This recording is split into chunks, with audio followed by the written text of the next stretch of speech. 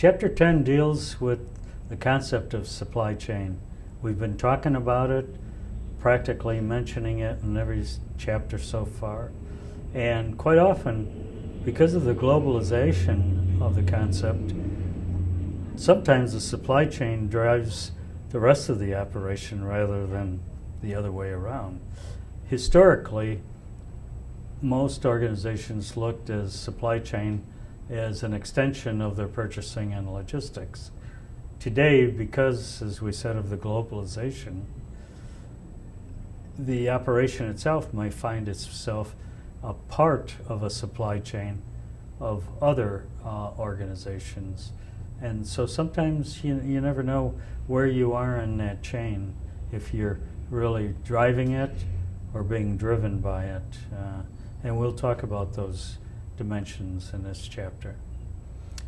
In terms of a definition, the author says it's a set of entities and relationships that cumulatively define materials and information flows both downstream, which is towards the customer, and upstream, which means coming back to the first supplier.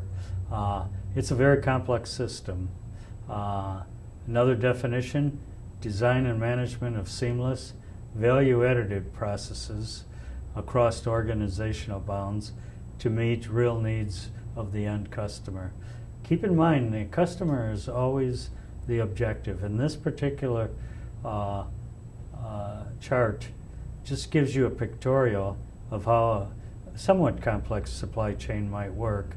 On the left hand, you see raw material and part suppliers. In the middle, you see a plant or a factory, and then the distribution process, ultimately to the retailers and to the ultimate customer. That's a typical supply chain.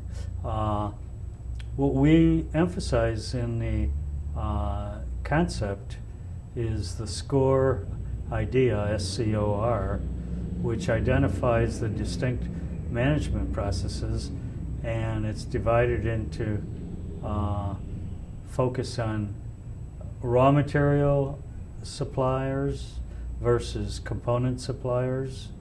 In the middle, you kind of put your own organization as, the balancing aspect. And then on the other right-hand side is the customer and eventually the customer's customer. When we talk about a direct customer, we may be talking about a wholesaler or a retailer or a distributor someplace. So don't be confused between that and the ultimate customer. Backing up a little bit, the original idea was it starts with purchasing. On a global sense, whenever you're thinking globally, that's not true anymore. But the purchasing function is always an integral part of it. And it's sources, inputs to what we call the transformation process from other organizations. And the logistics function is different than purchasing because it's responsible for the movement and storage of goods of organizations. An interesting factor, and wars are no different than any other type of organizational or business function. They have the same elements, and one of the things is they studied some of the major wars in the past century. They've determined that the most common factor in who won a war or lost it is who had the best logistic function. And that's been a real important factor with the United States in recent wars. What are some of the elements of supply chain performance? Delivery is one, quality is another, flexibility, time. And time, we mean the whole process. And the fifth element is cost. Those elements remain the same and they don't change in each situation. There's degrees of emphasis, for instance, and a cost is one of the other ones, but they're all there in some degree. Supply chain, we talked about systematic operations and highly integrated systems. The supply chain is a highly interactive and integrated system in itself. It's not as simple as some organizational systems are.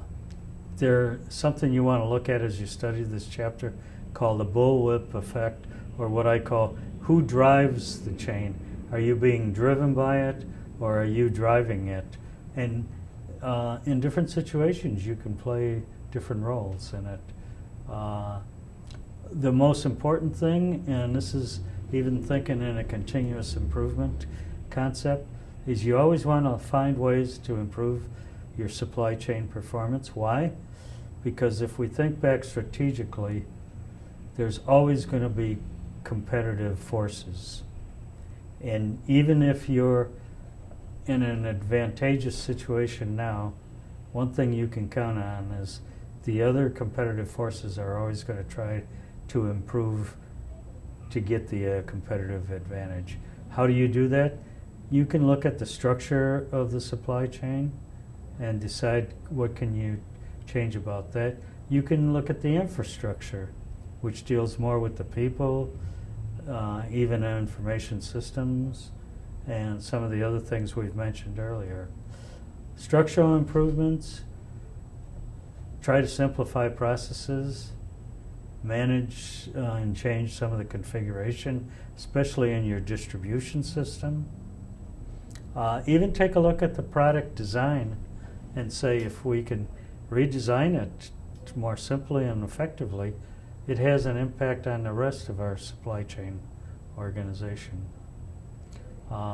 Infrastructure improvements are things like looking at partnerships between suppliers and customers, or what we call relationships, coming up with ideas on how to reduce lot sizes and response times. That's kind of the thing that led to the Kanban type of application.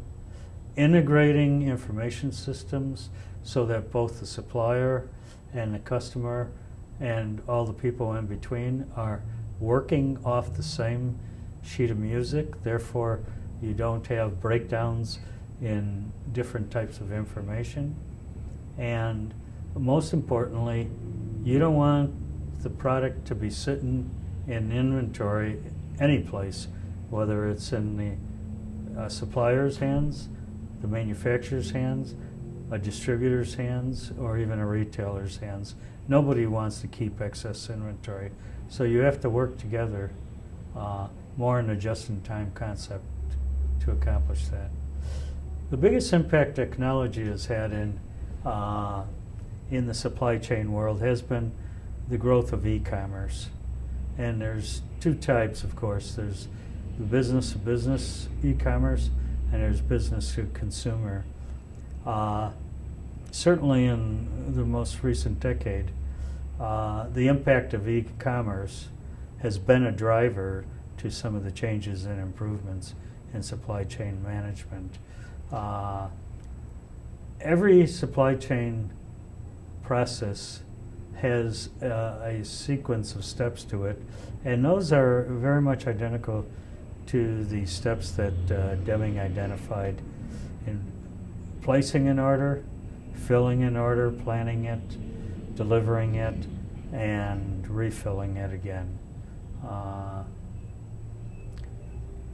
E-procurement that we mentioned takes different forms. You can have online catalog listings, which are becoming more and more prevalent than the old-fashioned type of catalog. A lot of auctions taking place now in the internet as a way of selling and moving product. And then private exchanges between relationships between suppliers and other people. It's not a perfect world, it's not a perfect system, and on that, technology always has room to improve. So there's many issues that take place. Some of them are mentioned here in this chapter, and some examples on case studies of how they've been dealt with. In summary, at a conceptual level, it's important for you to understand the concept of supply chain, and especially to understand how it fits both in a global perspective and an internal organizational perspective.